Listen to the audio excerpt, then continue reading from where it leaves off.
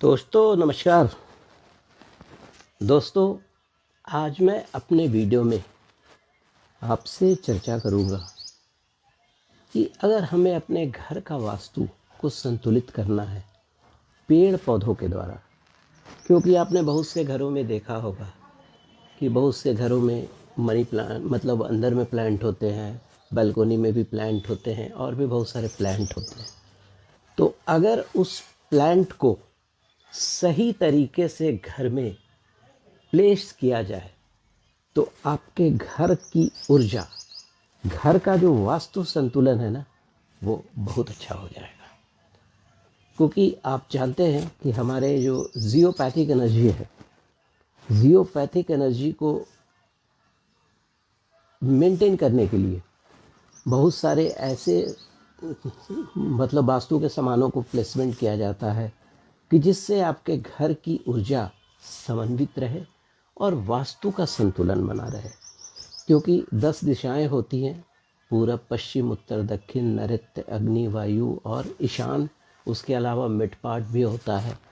तो आप यहाँ पर मैं आपसे चर्चा करूँगा कि आप कौन से प्लांट अगर आप रखना चाह रहे हैं तो कौन सा प्लांट जो है अपने घर में किस दिशा में रखेंगे। तो देखिए, सबसे पहले जो चर्चा करूँगा तुलसी।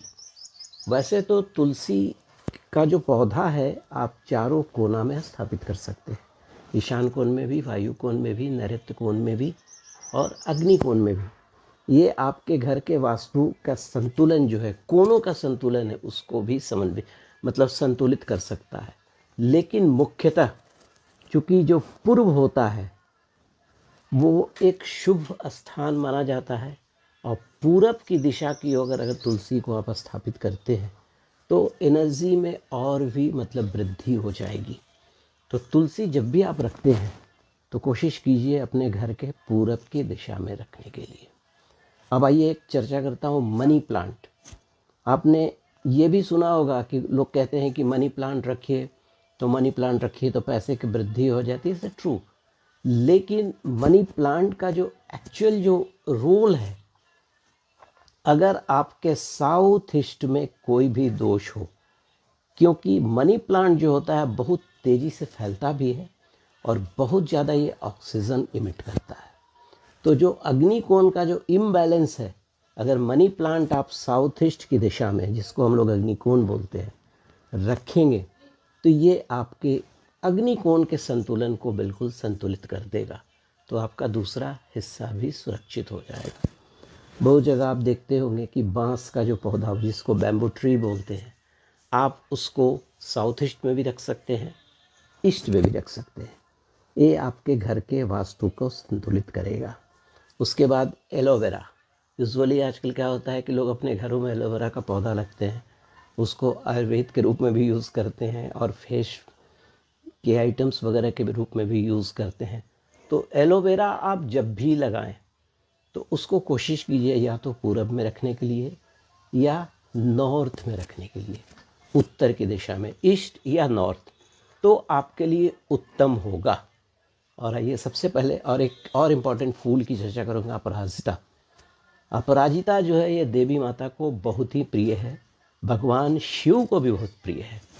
तो अगर आप ईशान कोण में रखते हैं, नॉर्थ में रखते हैं, ईस्ट में रखते हैं तो ये घर के वास्तु को बहुत संतुलित कर देगा। अपने बालकोनी, अगर आप कोई फ्लैट में रहते हैं तो बालकोनी जो आपका नॉर्थ ईस्ट का होगा या नॉर्थ का होगा, वहाँ पर कोशिश कीजिए इस अपराजिता के फूल को लगाने का। अब आइए परिजात, एक जो पौधा होता है परिजात हर श्रृंगार, जिसे हर श्रृंगार भी हम लोग कहते हैं, इसको आप उत्तर या पूरब की दिशा में लगाएं तो उत्तम होगा। एक प्लांट होता है जेड प्लांट। जेड प्लांट को आप कोशिश कीजिए सिर्फ ईस्ट की दिशा में रखने के लिए।